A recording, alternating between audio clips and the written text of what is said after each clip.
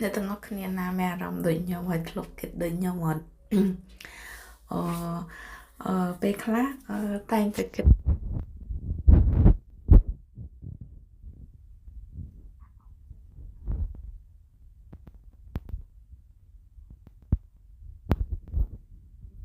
ទៅយើងរីករាយដូចគេយើងប្រហែលជាបានធ្វើការងារមួយដែលជាក់លាក់ការងារមួយដែលបាន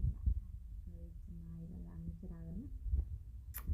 ហើយប៉ុន្តែដោយសារតែប្រទេសយើងអញ្ចឹងទៅយើងអត់មានក្តីសម័យអត់បានរៀនខ្ពង់ខ្ពស់អត់មានក្តីសម័យអត់អាច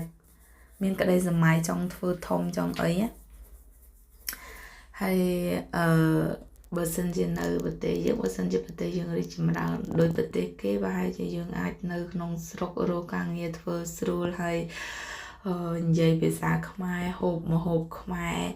ប៉ុន្តែដល់ទៅពេលយើងមកប្រទេសគេអញ្ចឹងទៅនេះភាសាខ្មែរក៏យើងអត់បាននិយាយហើយបើទោះជាចង់និយាយខ្មែរក៏អត់មានអ្នកនិយាយជាមួយវាអញ្ចឹងដល់ពេលអញ្ចឹងពិបាកមែនអ្នកដែល